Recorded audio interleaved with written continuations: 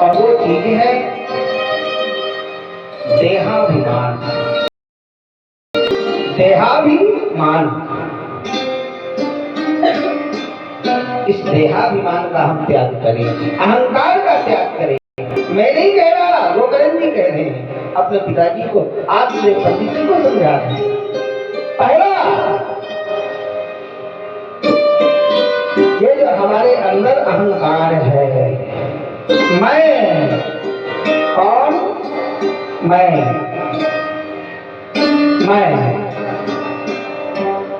बड़ा सुंदर हूं,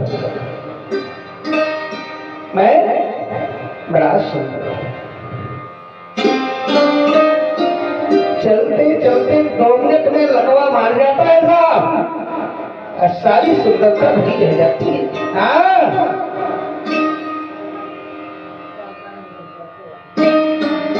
अभी एक बात बता दूं 2 मिनट में। 1 साल पहले हमने एक कथा की थी महाराष्ट्र में, चंद्रपुर बल्लारसा, एक ब्राह्मण परिवार था। उस ब्राह्मण परिवार में एक ही घर में 2 बहनें ब्याही थी। कितनी? 2 बेटी। एक बेटी की 3 लड़की, 2 लड़के, एक बेटी की 1 लड़का और 1 बेटी। भागवत करवाई। मैं वहां कथा करने के लिए गया, तो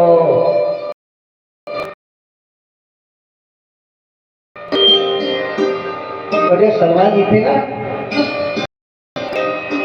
उनके एक साले साहब थे। और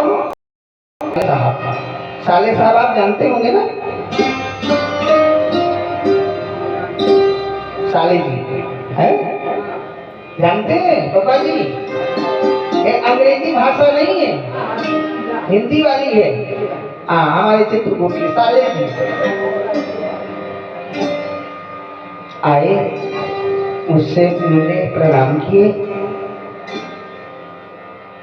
उनके बहनोई साहब भी आए, बोले गुरु जी ये हमारे साले साहब हैं, विमल जी इनका नाम है। मैंने कहा बड़ी सुंदर है, बहुत अच्छे। बोले नहीं गुरु जी, ये संगीत के बहुत अच्छे जानकार हैं, आपको कथा में आपका बहुत सहयोग करेंगे संगीत में। मैंने कहा बहुत अच्छी बात है। और साहब जी, मैंने वहां भागवत जी की कथा की और वो विमल जी ने बहुत संगीत में सहयोग हमारा किया, बहुत अच्छा हमें लगा। ट्रैक्टर की एजेंसी थी उनके पास, विमल जी के पास। हाँ, ट्रैक्टर, ये जो स्वराज ट्रैक्टर आते हैं ना, उसकी एजेंसी थी उनके पास में। और बहुत अच्छे, बहुत अच्छा। ज्यादा उम्र नहीं थी, 28-29 साल की उम्र थी साहब। हाँ, ज्यादा कोई उम्र नहीं थी उनकी। तो कथा हुई, बहुत अच्छा सहयोग उन लोगों का रहा, विमल जी का।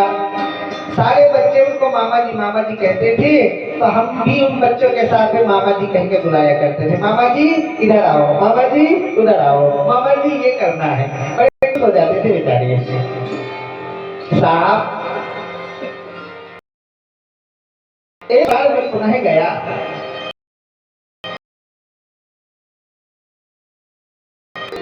सब लोग आकर के मुझसे मिले।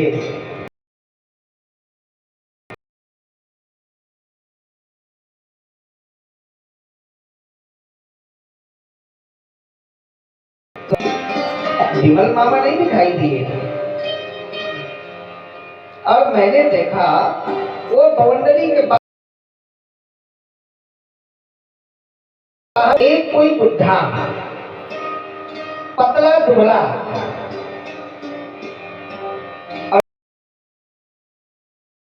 करके आ रही है मेरे पास ऐसे। मैंने देखा, मैंने कहा जैसे जैसे और पास में आया, मेरे पास में आ गए, फिर भी मैं नहीं पहचान पाया। पास में आ गए, हाथ जोड़े, प्रणाम करे, लेकिन उनके हाथ न जोड़ पाए। लकवा मार गया था, पूरा शरीर सूख गया था।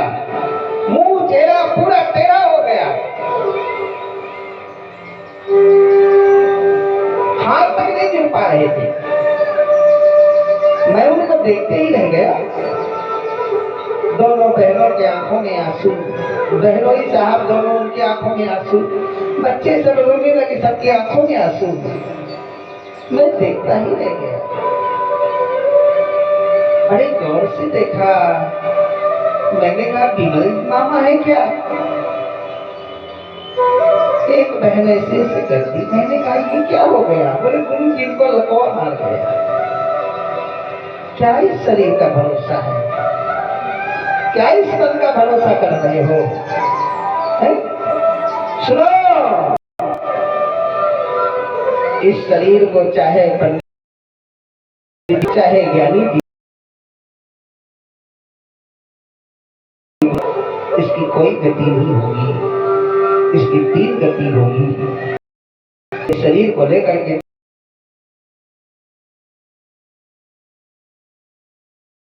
तुम जंगल में फेंक दोगे तो जंगल के जीव खा जाएंगे।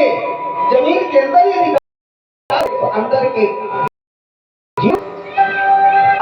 जीव खा जाएंगे, इसकी कोई गति नहीं होगी। इसलिए तुमने ये जो अपना माना है और तुम्हारा कभी है साहब। भगवान की कथा सुनो, भगवान का दर्शन करो, भोलेनाथ का अभिषेक करो, सती माता की परिक्रमा लगाओ, प्रेम से भगवान की कथा सुनो, सुन करके अपने घर के गृह कार्य में जाओ, वहां लग जाओ और एकांत में रोज बैठ करके आंख बंद करके बैठ जाओ। ज्यादा यदि कर सकते हैं आप, एक घी का दीपक जला के सामने रख लो, आसन लेकर के बैठ जाओ, आंख बंद करके रोज अपने घर में पूजा करने वाली जगह में जाकर के बैठ जाना, कमर सीधी करके। ज्यादा ना कर सको, जो ज्योत आपके सामने जल रही है, उस ज्योत की लौ को आप दोनों आंखों से अच्छी तरह देख लो और सीधे आंखों को बंद कर लो। उस ज्योत को अपने दिल में समाहित कर लो, चिंतन करते रहो। और जैसे आप चिंतन में बैठ जाओगे ध्यान में ना, आपके अंदर से प्रश्न उठेगा, मैं कौन हूं, कहां से आया, क्यों आया। जैसे आप अपने आप में प्रश्न करोगी तो आपके हृदय के अंदर से एक ऐसी सुंदर आवाज निकलेगी, क्या कि चल रे हंसा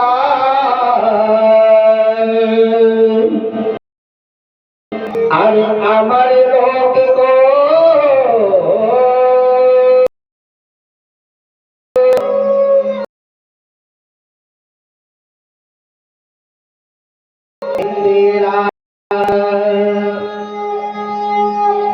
कि जग वालों का हुआ अंधेरा, अपना हुआ सवेरा है।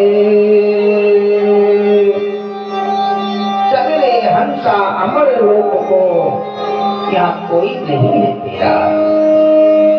अपने आप से प्रश्न करना, जिसको तुमने अपना माना है ये एक वहम है, एक नाटक है, एकदम नाटक है।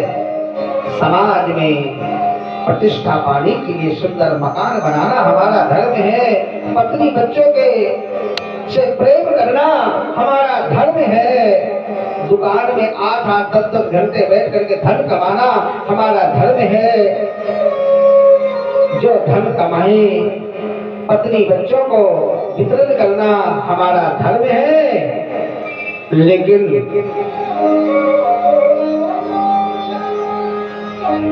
इनके बगैर मैं नहीं रह सकता, ये सोचना, चिंतन करना, और यही अधर्म है, यही बंधन और मोक्ष का कारण है।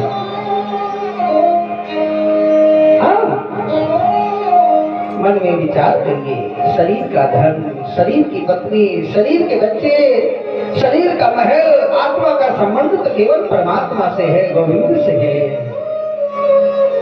हाँ, केवल आत्मा से है, परमात्मा से है। और ये बात जिसने अपने जीवन में उतार ली, साहब घर में रह करके भी जंगल में रहने की भांति वो व्यक्त रह सकता है, और घर में रह करके भी वो एक महात्मा है, एक संत है, एक भजनानंदी है। जंगल में जाने से कहीं भगवान नहीं मिलता।